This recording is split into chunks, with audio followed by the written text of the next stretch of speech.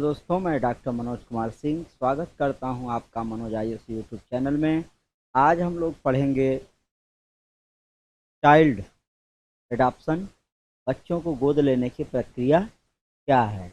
यह आपके निबंध का प्रश्न भी है और साथ में बदलते समाज में परिवेश क्या है। तो इसको विभिन्न नामों से जाना जाता है। अंग्रेजी में से एडॉप्शन और हिंदी में दत्तक पुत्र भी कहा जाता है।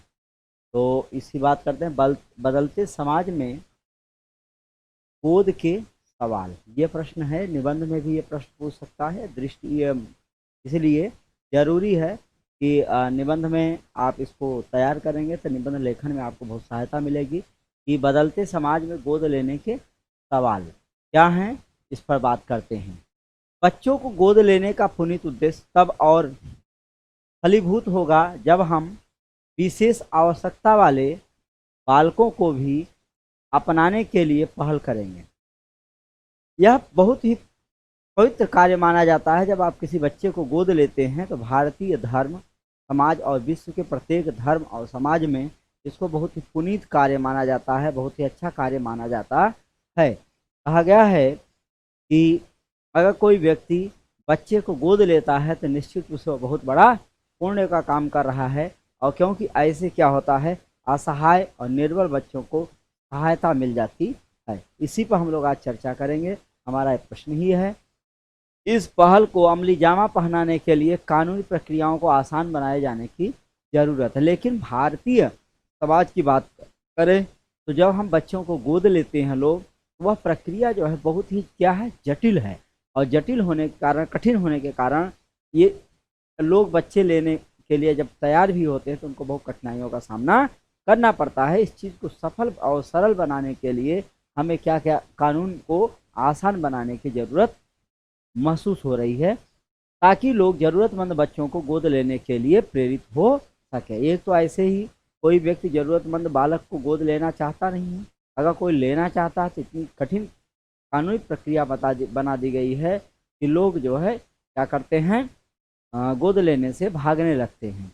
अब आगे देखते हैं, दत्तक ग्रहण वह प्रक्रिया है। दत्तक ग्रहण, जब आप किसी बालक या बालिका को गोद लेते हैं तो उस बालक को दत्तक कहा जाता है हिंदी में। दत्तक ग्रहण वह प्रक्रिया है जिसके अंतर्गत एक माता पिता किसी दूसरे माता पिता, संस्था या राज्य के माध्यम से किसी लड़के या लड़की को गोद लेते हैं। ये आपका है। दत्तक प्रक्रिया क्या है, गोद लेने की प्रक्रिया क्या है। दत्तक ग्रहण वह प्रक्रिया है जिसके अंतर्गत एक माता पिता किसी दूसरे माता पिता, संस्था या राज्य के माध्यम से किसी लड़के या लड़की को गोद लेते हैं। आपको बता दें, यह सबसे बड़ी बात है कि विभिन्न संस्थानों और विभिन्न राज्यों के अलग अलग कानून है, किंतु वह कहीं न कहीं केंद्र सरकार से मेल खाते रहते हैं। इस तरह की प्रक्रिया अपनाई गई है। और वह इसके बाद वह लड़का या लड़की अपने नए माता पिता की विधिक संतान समझे जाते हैं। यह जो है विधिक संतान समझे जाते हैं। विधिक माने कानूनी।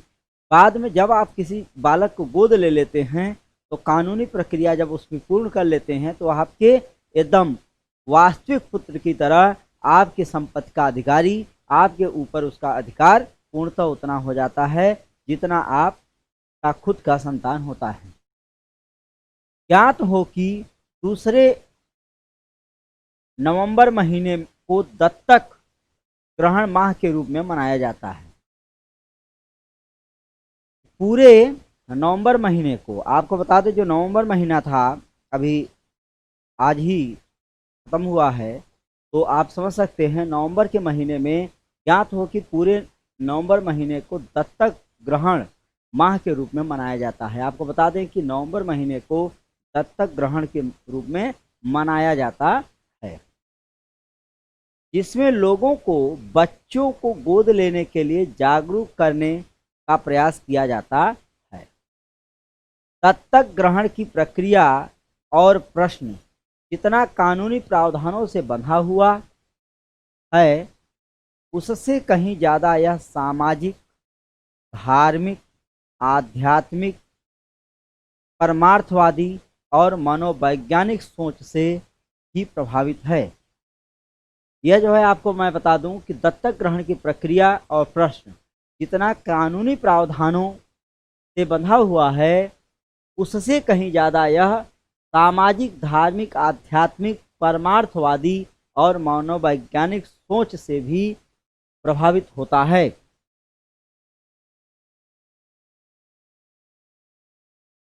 जब किसी बच्चे को गोद लेने के पहले और उसके बाद अनेक ऐसे सवाल उठते हैं जिनका संभावित उत्तर पाने का प्रयास हर वह व्यक्ति अथवा दंपत करता है जिससे किसी बच्चे को गोद लेने के बारे में सोचा हो। भारत की बहुसंख्यक हिंदू आबादी जहां हिंदू दत्तक ग्रहण एवं भरण पोषण अधिनियम 1956 के प्रावधानों के तहत गोद ले सकती है। 1956 में एक प्रावधान आया था जो गोद लेने की प्रक्रिया को बताता है। गोद लेने की प्रक्रिया है 1956 में। इस अधिनियम के तहत वहीं पर गैर हिंदू धर्म का कोई व्यक्ति संरक्षक एवं प्रतिपाल्य अधिनियम 1890 ये उसके लिए 1890 का प्रावधान है। 1890 के प्रावधान के तहत किसी भी बच्चे का संरक्षकत्व हासिल कर सकता है। अगर मान लीजिए कि हिंदू है, वह जो है 1956 के अधिनियम के तहत किसी बच्चे को गोद लेगा। अगर किसी गैर संगठन हिंदू के अतिरिक्त किसी अन्य धर्म का व्यक्ति होगा तो उसे जो है 1890 के अधिनियम के तहत बच्चे को लेना ग्रहण करना पड़ता है।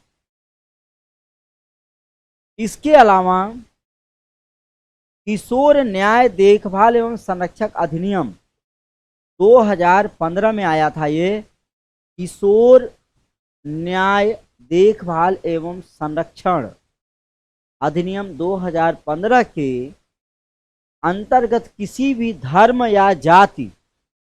धर्म अथवा जाति का पुरुष, स्त्री अथवा दंपत किसी भी अनाथ, परित्यक्त अथवा सौंपे हुए बच्चे को गोद ले सकता है।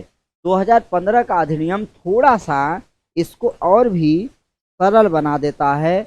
उसके तहत ये होता है कि आप किसी भी बच्चे को गोद सरलता से ले सकते हैं। इस पर एक वाद भी आया था।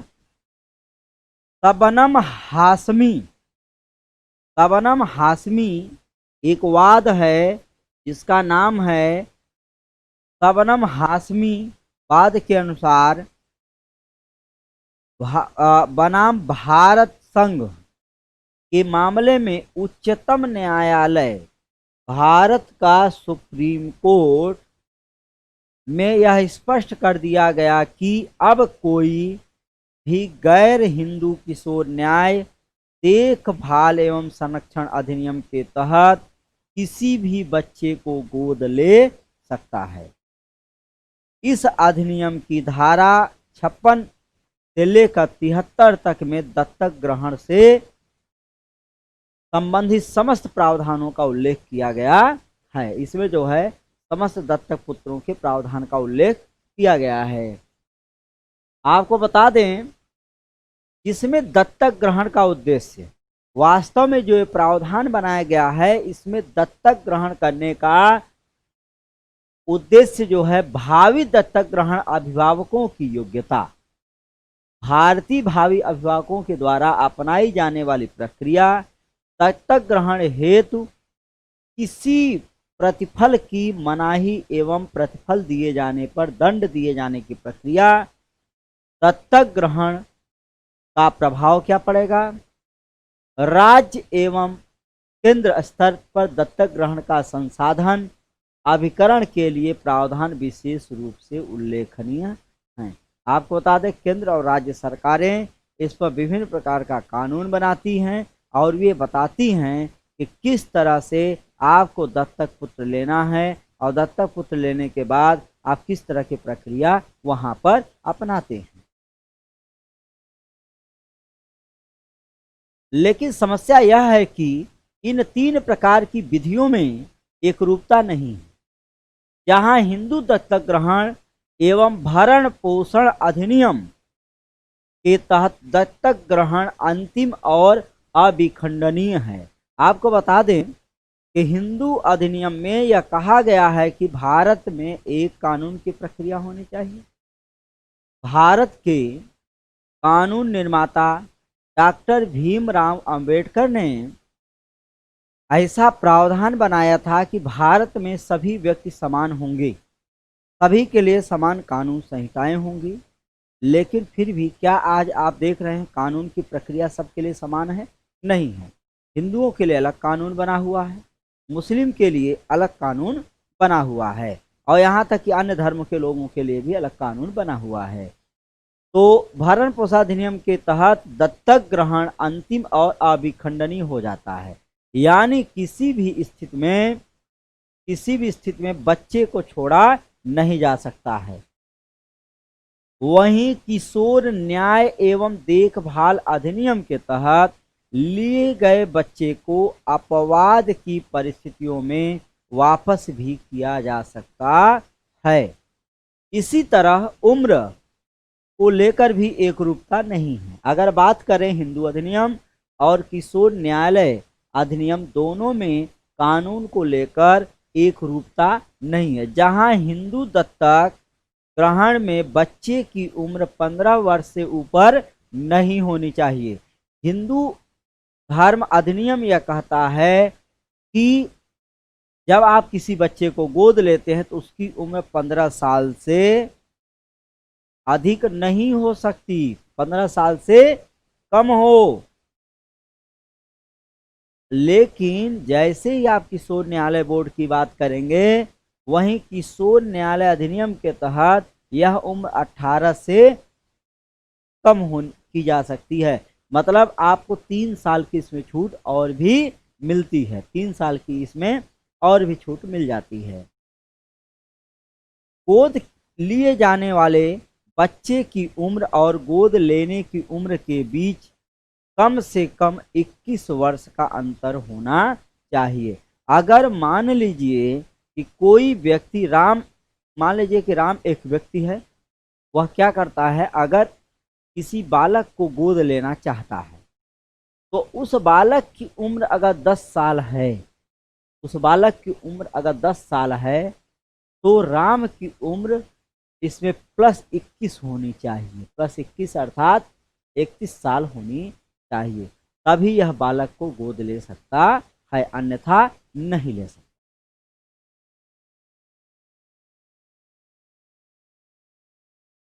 अब प्रश्न यह उठता है कि प्राथमिक यानी कोई भी व्यक्ति, अब प्रश्न उठता है कि प्राथमिकता मतलब जिसको आवश्यकता है का, यानी कोई भी व्यक्ति जब दत्तक ग्रहण के द्वारा मातृत्व, पितृत्व, अभिभावकत्व अथवा संरक्षकत्व का दायित्व संभालने को तैयार होता है तो वह किसे चुनना चाहता है, पुत्री के रूप में लड़के को, पुत्र के रूप में लड़की, नवजात शिशु को, या फिर 18 वर्ष से कम, 18 वर्ष से नीचे के उम्र के किसी भी बालक या बालिका को, या फिर विशेष आवश्यकता वाले किसी दिव्यांग बच्चे को। बच्चों के कल्याणार्थ जो अंतर्राष्ट्रीय एवं बच्चों के कल्याण हेतु अंतर्राष्ट्रीय एवं राष्ट्रीय विधियां अधिनियम बनाए गए हैं। आपको बता दें, इसको बच्चों को साथ किसी प्रकार का अन्याय न हो, उन बच्चों के साथ जो दत्तक बच्चे हैं उनके साथ किसी प्रकार का अन्याय न हो, इस बात को सही और समय से सुचारू रूप से चलाने हेतु सरकार द्वारा और राष्ट्रीय और अंतर्राष्ट्रीय दोनों स्तरों पर कुछ कानून बनाए गए हैं। बच्चों को के सर्वोत्तम हित को सुनिश्चित करना सबसे ज्यादा महत्वपूर्ण है। इसमें जो कानून बनाया गया है, कानून में यह ध्यान रखा गया है कि बच्चे के हित को सुनिश्चित करना सबसे ज्यादा महत्वपूर्ण है। इनमें यह भी उल्लेख है कि किसी भी बच्चे को जो देखभाल एवं संरक्षण की आवश्यकता वाला बच्चा है, सरकारी या गैर सरकारी संरक्षण गृहों में रखने के बजाय एक पारिवारिक वातावरण के अंतर्गत रखा जाना चाहिए। अगर आप किसी बालक को गोद लेते हैं तो वह बालक इस तरह से रखा जाएगा, एक घर में नहीं बल्कि सामाजिक रूप से उसे पूर्ण दर्जा देते हुए आप उसे रखेंगे। ऐसा नहीं कि उस बालक को आपने ऐसा रख लिया कि बालक जो है आपके घर में रह रहा है, किंतु सामाजिक तौर पर वो घूमने घामने से पुनः वंचित है, मतलब एक तरह से जेल में निकला और दूसरी तरह जेल में चला गया। इस तरह के बच्चे आप को नहीं रख सकते। सरकारी या गैर सरकारी संरक्षण गृहों में रखने के बजाय एक पारिवारिक वातावरण के अंतर्गत रखा जाना चाहिए। परिवार जैसी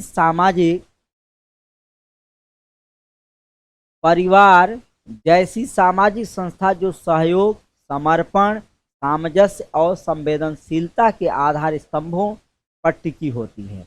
आपको पता है परिवार एक सामाजिक संस्था है। परिवार क्या है? एक सामाजिक संस्था है जो किस पर टिकी हुई है?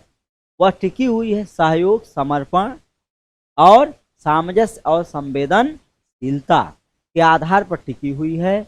वहाँ एक बच्चे का सर्वांगीण विकास सुनिश्चित होता है। वहाँ पर एक बच्चे का सर्वांगीण विकास सुनिश्चित होता है, अर्थात बच्चे को एजुकेशन से लेकर हर तरह की शिक्षा दी जाती है। बच्चे को एजुकेशन से लेकर हर तरह की शिक्षा दी जाती है, इसमें कोई संदेह नहीं, इसमें किसी प्रकार का संदेह नहीं कहा जा सकता है। लेकिन इन सब के बीच जब भारत के अनाथ और परित्यक्त बच्चों का सवाल आता है तो यह एक गंभीर समस्या का एहसास कराता है। जब आप ऐसा कई लोग हैं जो बच्चे को, अनाथ बच्चे को गोद लेते हैं और गोद लेकर सामाजिक रूप से बच्चे का इतना ज़्यादा शोषण करते हैं या उस बच्चे को गृह कार्यों में लगा देते हैं, इस तरह का काम करते हैं, जिससे निश्चित रूप से यह प्रक्रिया जटिल बनाने की आवश्यकता भी है। संयुक्त राष्ट्र बाल कोष, जिसको यूनिसेफ बोलते हैं, संयुक्त राष्ट्र बाल कोष यूनिसेफ के आंकड़े बताते हैं कि भारत में अनाथ और परित्यक्त बच्चों की आबादी लगभग 3 करोड़ तक पहुंच चुकी है। आपको बता दें, आंकड़ा बहुत ही चौंकाने वाला है कि भारत में परित्यक्त बच्चों की संख्या 3 करोड़ तक पहुंच चुकी है। यह निश्चित रूप से कैसा आंकड़ा है जो आदमी को चौंकाता है। अनाथ बच्चे कितने हो चुके हैं? 3 करोड़ हो चुके हैं। चिंता की बात तो यह है कि भारत में उन दंपतियों की तादाद भी बढ़ रही है जो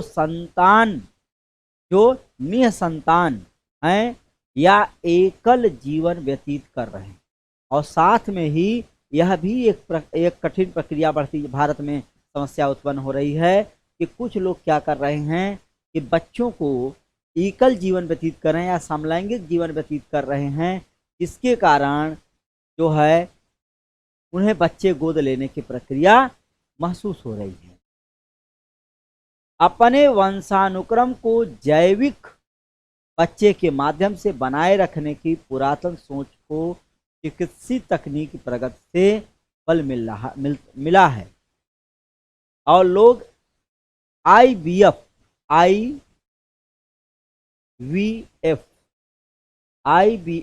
एक वह है आंकड़ा है आईवीएफ का। आईवीएफ एक तकनीक है बच्चे पैदा करने की, ठीक है।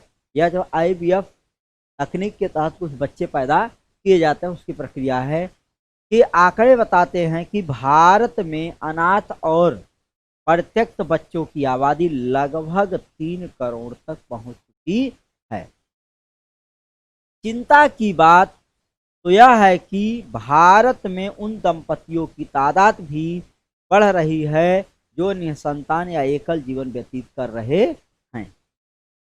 ठीक है, ये एक प्रक्रिया है। आपको बता दें कि समलैंगिक समुदाय के भी बहुत से लोग हैं।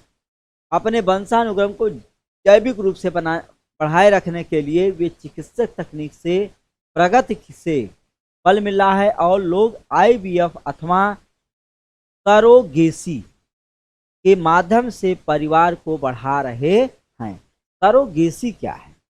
सरोगेसी क्या है आपको मैं बता दूं। सरोगेसी की अगर बात करें, सरोगेसी क्या होती है? जानते हैं क्या होती है? सरोगेसी को शुद्ध हिंदी में कहा जाए तो उसको किराए की कोख बोलते हैं। जैसे मान लीजिए कि कुछ लोग अपने शारीरिक बनावट को न बिगाड़ने के लिए भी इस तकनीक का उपयोग कर रहे थे। इसका बड़ा दुरुपयोग हो रहा था और कुछ लोग मजबूरी में यह काम करते हैं। तो क्या करते हैं कि कुछ आदमी जो है किसी को पैसे दे करके अपने बच्चे को अपने गोद में किसी दूसरे के गोद में रखवा देता है और जिससे वो महिला, कुमारी लड़कियां या शादीशुदा लड़कियां भी माँ बन जाती हैं और माँ बनकर दूसरे के बच्चे को पाल रही हैं। ऐसे में प्रश्न उठता है कि वर्तमान समय में जो कानूनी प्रावधान है और केंद्रीय दत्तक ग्रहण नियामक प्राधिकरण के जो दिशा निर्देश हैं उनकी समीक्षा क्यों नहीं होनी चाहिए? आखिर जो प्रक्रिया है इसकी समीक्षा होने की जरूरत है और समीक्षा नहीं करेंगे तो काम कैसे चलेगा? कहीं ये नियम कानून इतने कठोर तो नहीं है कि लोग इन उलझनों में पड़ना ही नहीं चाहते। आपको बता दें कि दत्तक गोद लेने की प्रक्रिया जो है बहुत ही कठोर प्रक्रिया भी है और जिसके कारण कुछ लोग यह समझ के चलते हैं कि इस प्रकार के झंझट में नहीं पड़ना चाहिए। ठीक है, तो लोग जो है बच्चों को एडाप्ट करने के पहले ये सोचते हैं कि क्या हम इस प्रक्रिया से क्यों गुजरे। क्योंकि आपको बता दें कि गार्जियन को कुछ समय बाद बच्चे को पुलिस या उस संस्था जहां से गोद लिए हैं वहां पर ले जाना पड़ता है। साथ ही बच्चे के साथ कोई भी अगर घटना या दुर्घटनाएं हो जाती हैं तो उस गार्जियन को कठोर प्रावधान दंड की प्रक्रिया से गुजरना पड़ता है, जिसके कारण लोग ऐसे बच्चों को गोद लेना पसंद नहीं कर रहे हैं। दूसरा महत्वपूर्ण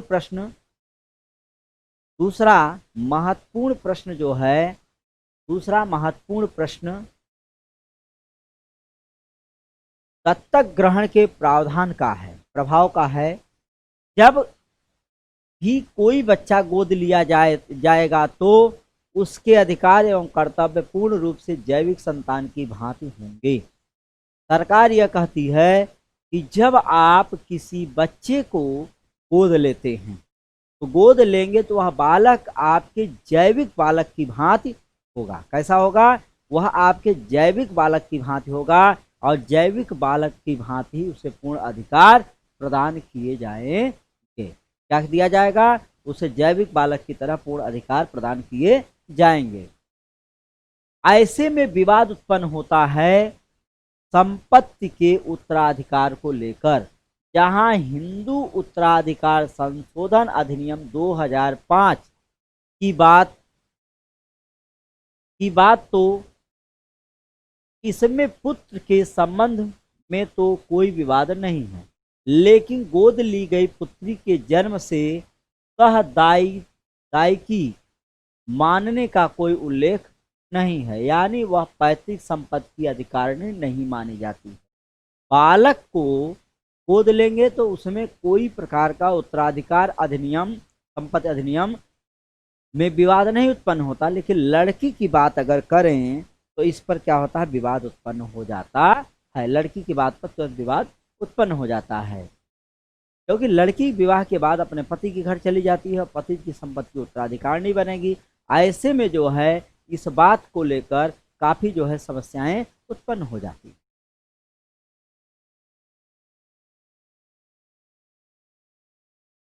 इसी साल अर्थात 2020 में उच्चतम न्यायालय ने एम नवाजा बनाम एम सरला देवी के मामले में यह सुनिश्चित किया कि वैध दत्तक ग्रहण के लिए पत्नी की सहमति एवं दत्तक में बच्चे को गोद लेना भी एक आवश्यक है। आपको बता दें कि अगर आप किसी भी बच्चे को गोद लेते हैं तो गोद के लिए पत्नी की सहमति एवं दत्तक में बच्चे का देना एवं लेना भी आवश्यक है। इस दत्तक पुत्र में सहमति लेना बहुत ही आवश्यक बना दिया गया है। इस मामले में जब बेटी द्वारा संपत्ति के विभाजन का दावा किया गया तो माता ने यह तर्क दिया कि इस बच्ची का और उसके मृतक पति के द्वारा केवल पालन पोषण किया गया था। आपको बता दें कि कुछ ऐसे विवाद भारत में आए जब लोगों ने तो यह बोल दिया कि यह पिता की मृत्यु हो गई और जो पिता मृत्यु हो गई और पत्नी जो है फिर बाद में उस बच्चे के साथ दुर्व्यवहार करने लगी और यह कहती है कि केवल हमने पालन पोषण के लिए बच्चे को गोद लिया था और इससे संपत्ति के लिए गोद नहीं लिया था। यह प्रक्रिया आती है। उसे दत्तक में ग्रहण नहीं किया गया था। न्यायालय ने अपीलार्थी लड़की के पक्ष में निर्णय इसलिए नहीं दिया क्योंकि उसके पास दत्तक ग्रहण का कोई सबूत नहीं। आपको बता दें दत्तक ग्रहण का कोई सबूत न होने के कारण वह जो है महिला वो बालिका हार जाती है क्योंकि उसके पास कोई सबूत इस प्रकार का नहीं था। समस्या का दूसरा पहलू, अगर बात करें दत्तक अधिनियम में तो दत्तक अधिनियम में दूसरा पहलू देखें। समस्या का दूसरा पहलू गोद लिए जाने वाले बच्चे की उम्र का है। दूसरी इसमें समस्या, पहला तो ये था कि पोषण के लिए हैं कि दत्तक के लिए हैं। बच्ची और बच्चे के लिए अलग अलग कानून हैं। इस प्रक्रिया में दोष उत्पन्न होने के साथ साथ और भी कुछ दोष उत्पन्न है। वह क्या है? आंकड़े बताते हैं कि नवजात शिशुओं को गोद लेने का प्रतिशत ज़्यादा है क्योंकि ऐसे बच्चों का पालन पोषण करते समय उनके अभिभावक नैसर्गिक अभिभावकत्व का सुख प्राप्त करते हैं। ये देखा गया है कि छोटे बच्चों को गोद लेने वाले अधिक लोग हैं। छोटे बच्चों को गोद लेने वाले अधिक लोग हैं या उनका प्रतिशत अधिक है, जबकि बड़े बच्चों को गोद लेने में कम संख्या में लोग हैं क्योंकि वे नैसर्गिक सुख प्राप्त करना चाहते हैं। कैसा सुख प्राप्त करना चाहते हैं? प्राकृतिक सुख प्राप्त करना चाहते हैं। और प्राकृतिक सुख प्राप्त करने के लिए वो क्या करते हैं? इस तरह के बच्चों को गोद लेते हैं।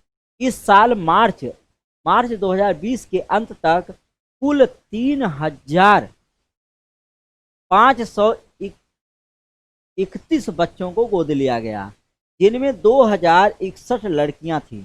परंतु इसके पीछे कारण यह नहीं है कि लैंगिक असमानता के मुद्दे पर सोच बदल दी गई है, बल्कि यह है कि गोद लिए जाने के लिए उपलब्ध बच्चों में लड़कियों की संख्या ज़्यादा है।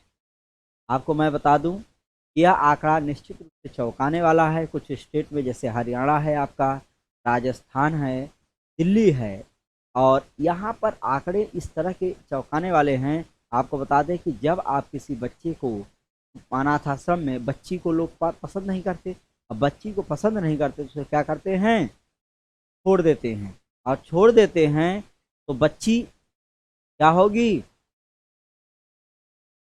अनाथ आश्रम पहुंचेगी। अनाथ आश्रम से गोद लेने वाले लोग क्या करते हैं? उसको लेते हैं।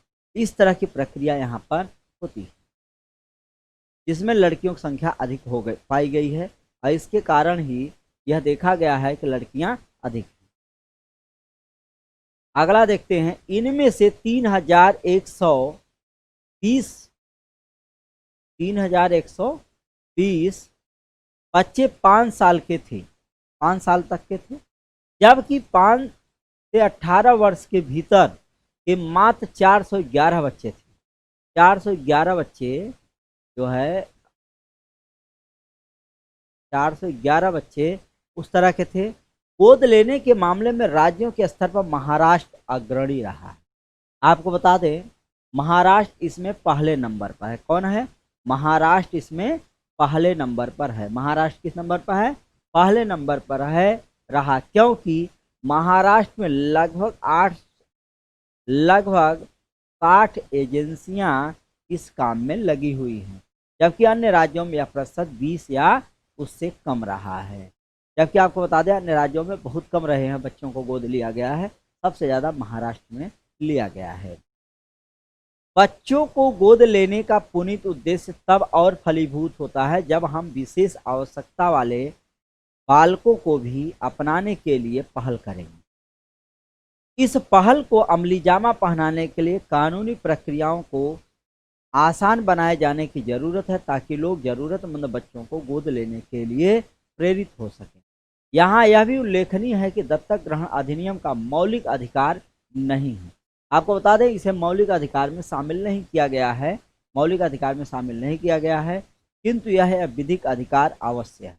इस प्रक्रिया की सफलता निर्भर करती है कि उस अभिभावक की पुनीत भावना पर। और यह बता दें आपकी, वह अभिभावक जो बच्चे को गोद लिया है, यह प्रक्रिया तभी सफल होगी जब वह व्यक्ति बालकों के प्रति अच्छा सोचेगा, और उस अभिभावक के अंदर जब बच्चों के प्रति पुनीत भावना होगी, तभी वह बच्चे को अपने पुत्र जैसा देखेगा। संस्थाओं की निष्पक्षता पर, हितधारकों की निष्ठा पर और समाज की समृद्धि और उदारवादी सोच पर। संस्थाओं की निष्पक्षता पर, हितधारकों की निष्ठा पर और समाज की समृद्धि और उदारवादी सोच पर यह बात निर्भर करती है।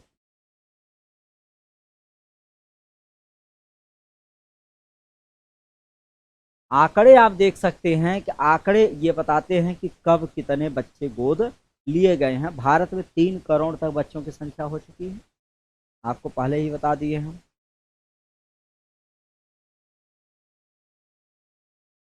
वर्ष इसमें लिखा हुआ है, वर्ष, और कितने बच्चे एडॉप्ट किए गए हैं, और कितने बच्चों को अदर कंट्री में, इंटरनेशनल कंट्री में कितने लिए गए। यह भारत का आंकड़ा है। ये कहाँ का है? भारत का है। और ये जो है विदेशों का है। अब इसमें देखते हैं, वर्ष 2010 में 5,693 बालक भारत में गोद लिए गए, और उनमें से विदेशी जो आए भारत में लेने, वो कितने लिए गए? 628 बच्चे विदेशियों द्वारा गोद लिए गए। यह वो आंकड़े हैं जो कानून तक पहुंचते हैं। कुछ ऐसे भी आंकड़े हैं जो कानून तक पहुंचते ही नहीं, ऐसे भी कुछ आंकड़े हैं।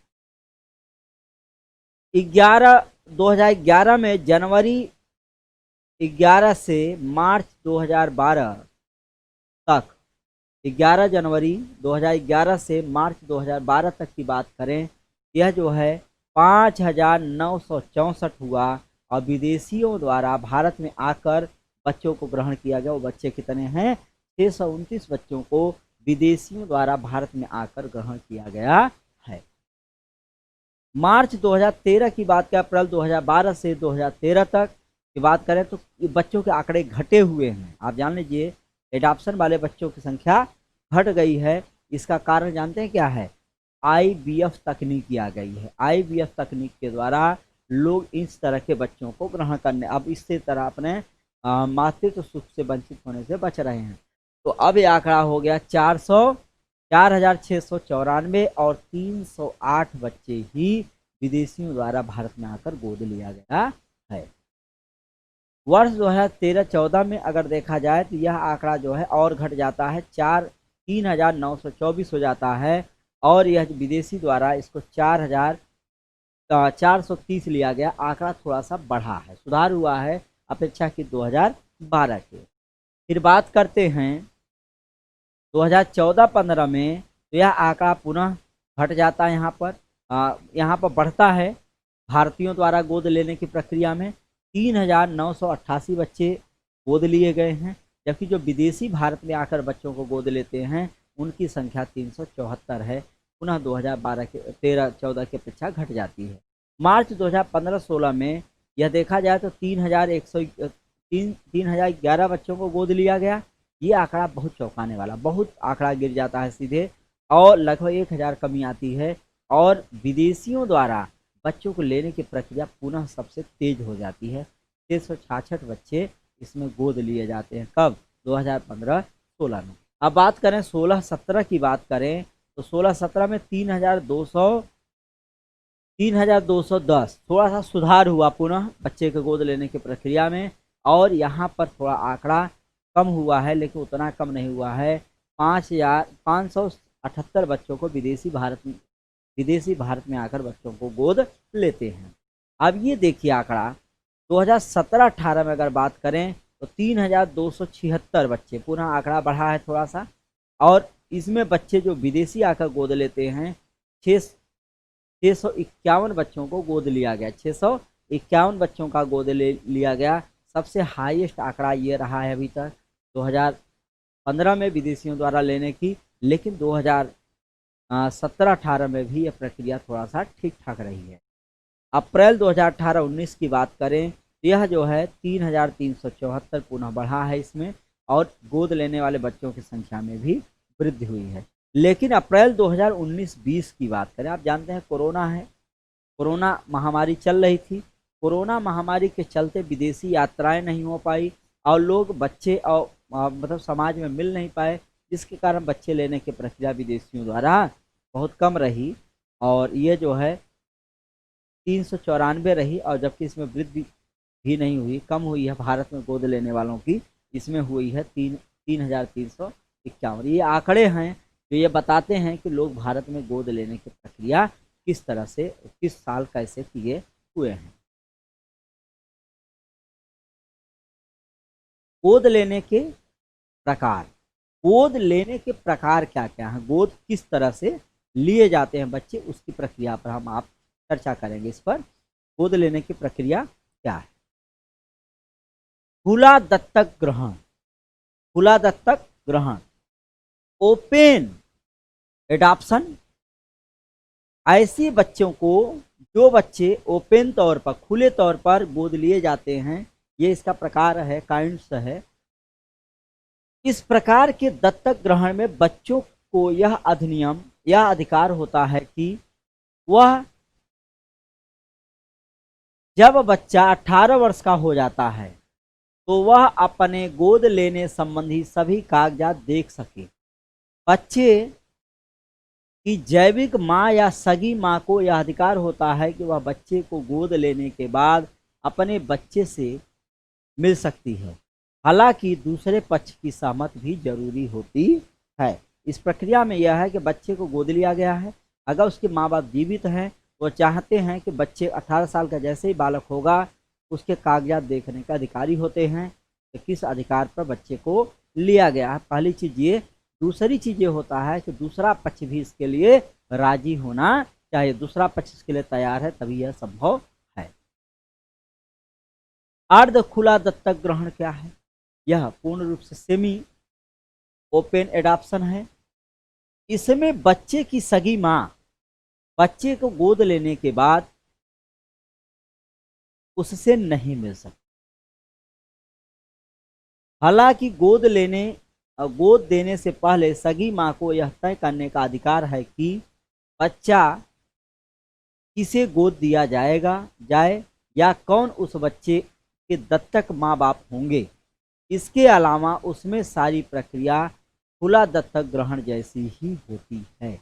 अर्थात माँ को यह भी अधिकार, इसमें भी अधिकार है कि बच्चा किस तरह से है, उसके लिए यह अधिकार किया गया है। अगला है बंद दत्तक ग्रहण। बंद दत्तक ग्रहण, यह प्रक्रिया क्या है इसकी बात कर लेते हैं। बंद दत्तक ग्रहण, क्लोज एडॉप्शन, यह क्या है? इस प्रकार के ग्रहण में गोद देने वाले और गोद लेने वाले माता पिता के बीच ना तो गोद देने से पहले और ना ही गोद लेने के बाद कोई भी संपर्क होता है। अंतर परिवार दत्तक ग्रहण, अंतर दत्तक, अंतर परिवार ग्रहण, इंट्रा फैमिली एडॉप्शन जो है इस क्या है, कभी कभी कुछ दंपति अपने किसी रिश्तेदार या परिवार के किसी बच्चे को गोद लेते हैं। आपको बता दें ये प्रक्रिया भी है, ये प्रक्रिया है एक, इसे अंतर परिवार दत्तक ग्रहण कहा गया है। अंतर परिवार दत्तक ग्रहण, इंट्रा फैमिली एडॉप्शन, कभी कभी कुछ दंपति अपने किसी रिश्तेदार या परिवार के बच्चे को गोद ले लेते हैं। रिश्तेदार या परिवार के बच्चे को जब गोद लेते हैं तो उसमें कुछ समस्याएं उत्पन्न हो जाती हैं, तो ऐसे को अंतर परिवार दत्तक कहा जाता है। जैसे मान लीजिए कि आपके परिवार में कोई बालक है और उसके कोई और बालक नहीं है, तो क्या करते हैं, गोद ले लिया जाता है, उस प्रक्रिया को देखा जाता है। अगला है देशज दत्तक ग्रहण। देशज दत्तक ग्रहण, डोमेस्टिक फैमिली एडॉप्शन। इस प्रकार के ग्रहण में जैविक माता पिता और दत्तक माता पिता एक ही देश के नागरिक होते हैं। इसे जो है देशज कहा जाता है। जैसे भारत का आदमी भारत के में ही जन्मे किसी बच्चे को गोद ले रहा है, इसको जो है क्या कहा जाता है, देशज दत्तक ग्रहण, डोमेस्टिक फैमिली एडॉप्शन कहा गया है, एडॉप्शन। और अंतरराष्ट्रीय दत्तक ग्रहण, अगला है अंतरराष्ट्रीय दत्तक ग्रहण, इंटरनेशनल एडॉप्शन। यह क्या है, इस प्रक्रिया में दत्तक माता पिता किसी दूसरे देश के बच्चे को गोद लेते हैं। भारत में जैसा कि आप जानते हैं, भारत में बच्चों की संख्या बहुत ज़्यादा है, इसलिए लोग जो है भारत में आकर बच्चों को ग्रहण करते हैं, गोद लेते। इस प्रकार के प्रक्रिया पर आप जानते हैं रानी लक्ष्मीबाई ने भी बच्चे को गोद लिया था। अब जानते हैं भारत में गोद लेने की प्रक्रिया। भारत में गोद लेने की प्रक्रिया क्या है उस पर देखते हैं। अब जानते हैं कि भारत में गोद लेने की प्रक्रिया क्या है। इस प्रक्रिया को निम्न चरणों में बांटा जा सकता है। निम्न भागों में इसको बांटकर हम देखते हैं। इस प्रक्रिया को निम्न चरणों जो बांट है वो देखिए, जिस किसी भी व्यक्ति या दंपति को बच्चा गोद लेना है, उसको अपने रजिस्ट्रेशन उसी एजेंसी के पास कराना चाहिए जो कि एडॉप्शन को आर्डिनेशन एजेंसी अथवा सेंट्रल एडॉप्शन रिसोर्स अथॉरिटी, कारा बोलते हैं इसको, के पास रजिस्टर्ड हो। कारा जो है, जो कारा एक संस्था है, यह जो है महिला एवं बाल विकास मंत्रालय की एक शाखा मानी जाती है। या कारा जो है महिला एवं बाल विकास मंत्रालय के अंतर्गत काम करती है। यह किसके अंतर्गत काम करती है, कारा? यह काम करती है महिला एवं बाल विकास मंत्रालय की अंतर्गत काम करता है। Ministry of women and child development, इसको अंग्रेजी में कहा जाता है ministry of women and child development, इसके तहत ये काम करती है। और कारा को कहा जाता है सेंट्रल एडॉप्शन रिसोर्स अथॉरिटी, कारा, इसके तहत ये काम किया जाता है, आपको बता दें। और यह जो है, ये विभिन्न लेवल हैं जिसके तहत आप बच्चे को गोद लेते हैं। ठीक है, यह प्रक्रिया है और इस तरह से प्रक्रिया चलती है। अब हम बात करते हैं, पहला इसके कुछ नियम कानून हैं, गोद लेने के कुछ नियम कानून हैं, उस पर चर्चा करते हैं क्या क्या।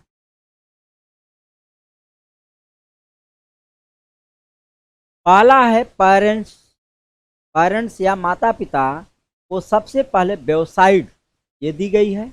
इस वेबसाइट पर गोद लेने के इच्छुक आवेदन के तौर पर ऑनलाइन रजिस्ट्रेशन करना होगा। इसके अलावा भावी माता पिता को कारा द्वारा प्रमाणित एडॉप्शन प्लेसमेंट एजेंसी के पास अपना नाम लिखाना चाहिए। इसके बाद रजिस्ट्रेशन फॉर्म सफलतापूर्वक जमा करने के लिए कोई दस्तावेज जैसे कि उनकी आर्थिक स्थिति, बीमारी, शादी का स्टेटस, एड्स प्रूफ, उम्र के प्रमाण पत्र आदि वेबसाइट पर अपलोड करने होंगे।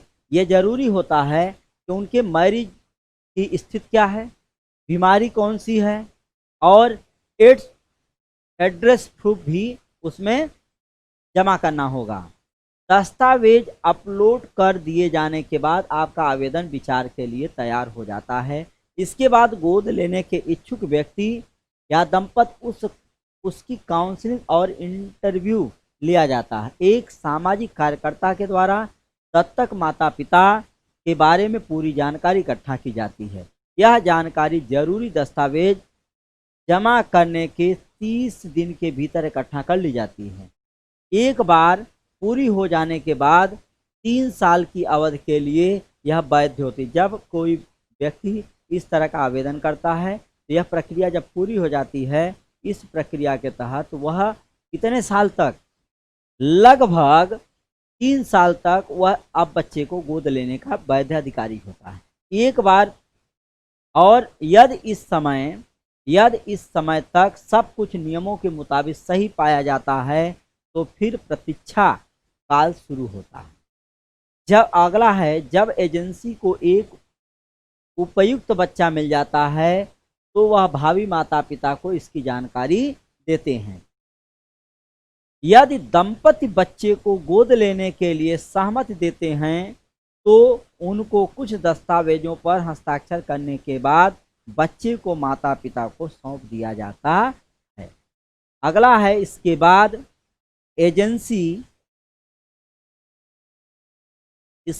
एजेंसी का वकील दत्तक माता पिता की ओर से किशोर न्यायालय बोर्ड अथवा न्यायालय में याचिका दाखिल करता है, जिसके तहत बच्चा गोद लेने की मंजूरी मिल जाती है। एजेंसी का एक बच्चा होता है, वो मतलब वकील होता है जो इस प्रक्रिया को पूरा करता है।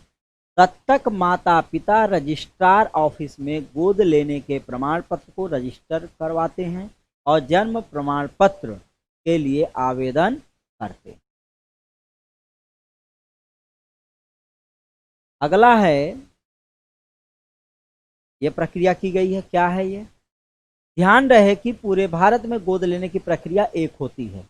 आपको बता दें, ध्यान रखने की बात यह है कि पूरे भारत में गोद लेने की प्रक्रिया एक है, लेकिन अलग अलग राज्यों में इसके दिशा निर्देश अलग अलग हो सकते हैं। अलग अलग राज्यों में इसके दिशा निर्देश अलग अलग हो सकते हैं। भारत में बच्चों को गोद लेने के नियम क्या क्या हैं? पहला, आप पूरे भारत में किसी भी हिस्से में बच्चे को गोद ले सकते हैं, लेकिन दत्तक माता पिता के बारे में इंक्वायरी उसी राज्य की एजेंसी करती है जहां आप रह रहे होंगे। जैसे उदाहरण के लिए, आप महाराष्ट्र में आकर बच्चे को गोद लेते हैं, महाराष्ट्र में आप बच्चे को गोद लेते हैं, तो महाराष्ट्र की एजेंसी आपका इंक्वायरी नहीं करेगी, बल्कि अगर उत्तर प्रदेश से हैं आप, उत्तर प्रदेश की एजेंसी आपकी इंक्वायरी करेगी और इंक्वायरी करने के बाद यह बताएगी कि क्या यह व्यक्ति अच्छा है या बुरा है, तो यह प्रक्रिया तुरंत।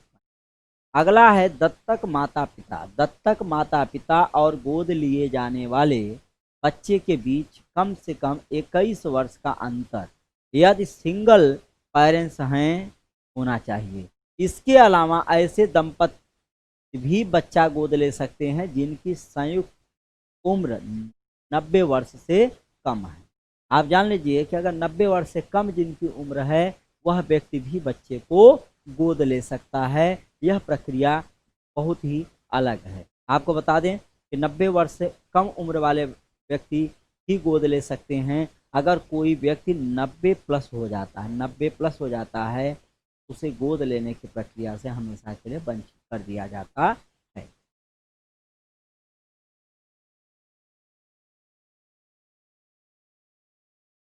किस उम्र में कितने साल का बच्चा आप गोद ले सकते हैं, आपको ये भी ध्यान दे लीजिए।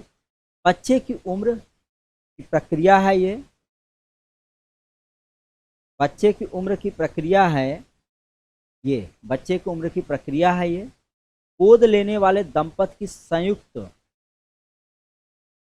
अधिकतम आयु, गोद लेने वाले सिंगल पेरेंट्स की अधिकतम आयु, तो अगर आपको बता दें कि 4 साल का बालक है, कितने 4 साल का लड़का है अगर, तो 4 साल के बालक को 90 वर्ष कि दंपत की संयुक्त आयु अर्थात 45 वर्ष वाला व्यक्ति ले सकता है इसको। कितने वर्ष वाला? 45 वर्ष की आयु वाला व्यक्ति इसको ले सकता है। 4 साल, 8 साल तक के बालक को गोद वही ले सकता है जिनकी उम्र 100 वर्ष संयुक्त रूप से होती है। 100 वर्ष जो है संयुक्त रूप से होगी, मतलब 50 वर्ष का एक व्यक्ति होना चाहिए। यह प्रक्रिया 8 साल से 18 साल, 8 साल से 18 साल तक के बालक को गोद लेने की बात यह होती है कि उन दोनों की उम्र 110 वर्ष संयुक्त उम्र गिनी जाती है इसमें, मतलब 55 वर्ष का एक होना चाहिए। अर्थात इस तरह से ये प्रक्रिया देखी जाती है। अगला है गोद लेने। गोद लेने से पहले शादीशुदा जोड़े के लिए जरूरी है कि उनकी शादी के कम से कम 2 साल हो चुके हैं। अगर कोई व्यक्ति किसी बालक को गोद लेता है तो उसकी शादी की उम्र, मतलब शादी अगर 2020 में हो रही है, यह गोद कब ले सकता है? गोद लेगा 2022 के बाद, अर्थात 2023 में यह गोद ले सकता है, मतलब इस ईयर में गोद नहीं ले सकता। यह प्रक्रिया रखी गई। एक अकेली महिला लड़का या लड़की गोद ले सकती है। एक अकेली महिला अगर है तो वह बच्चे को, लड़का या लड़की किसी को भी गोद ले सकती है। लेकिन अगर अकेला पुरुष किसी बच्ची को गोद नहीं ले। लेकिन नियम बना दिया गया है, जब कोई महिला अकेली है वह किसी बालक को या बालिका को गोद ले सकती है। लेकिन अगर पुरुष अकेला है तो वह लड़के को तो गोद ले सकता है किंतु लड़की को गोद नहीं ले सकता। अगला है गोद लेने वाले माता पिता किसी धर्म जाति के अनिवासी भारतीय और यहाँ तक कि भारत के बाहर रहने वाले गैर भारतीय भी हो सकते हैं। वे किसी भी juvenile justice act, care and protection of children 2015 के तहत बच्चे को अपनाने के पात्र माने जाते हैं।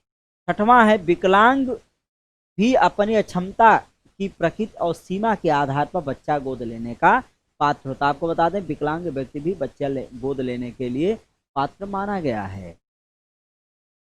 गे अथवा लेस्बियन जोड़े भी गोद ले सकते हैं, लेकिन सिंगल पेरेंट्स के रूप में, परिवार के रूप में नहीं। जिन लोगों के पहले से ही 3 या इससे अधिक बच्चे हैं वे बच्चा गोद लेने के लिए योग्य नहीं होंगे। जिस किसी व्यक्ति के पास 3 या 3 से अधिक बच्चे हैं वह बच्चा गोद लेने के लिए योग्य नहीं होता। हालांकि विशेष परिस्थिति में वे भी बच्चा गोद ले सकते हैं। जैसे मान लीजिए कि किसी को लड़की की चाहत है और 3 बालक हैं उसके यहाँ, 3 बालक हैं अर्थात 3 लड़के हैं और लड़की नहीं है, तो क्या करता है चौथे बच्चे के रूप में बालिका को गोद ले सकता है।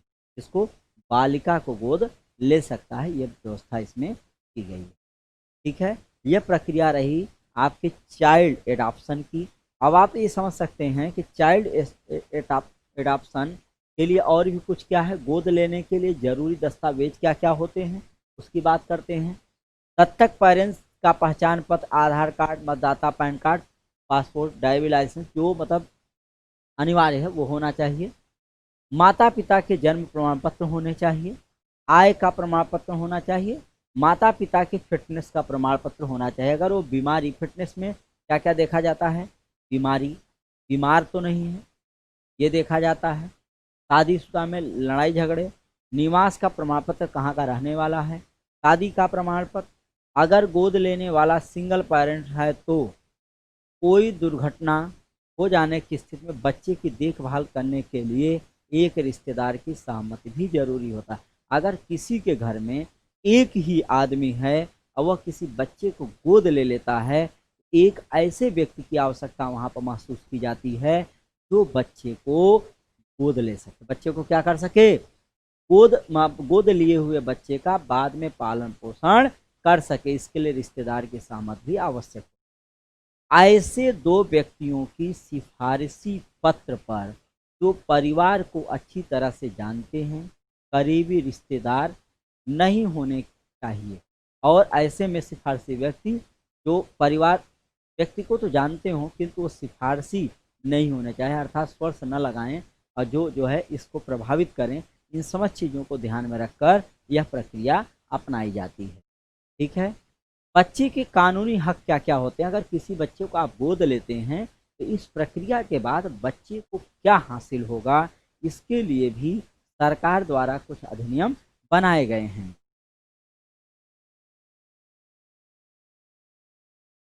जब किसी बच्चे को किसी और को गोद दिया जाता है तो बच्चे के नाम पर जो भी प्रॉपर्टी है वह उसके साथ चली जाती है।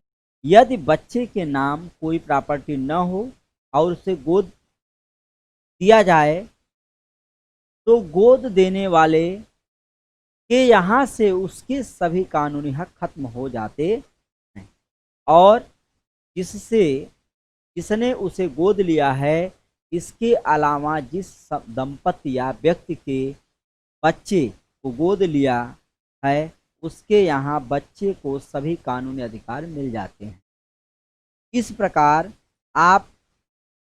प्रकार आपने पढ़ा कि भारत में बच्चों को गोद लेने की प्रक्रिया थोड़ी लंबी और जटिल है।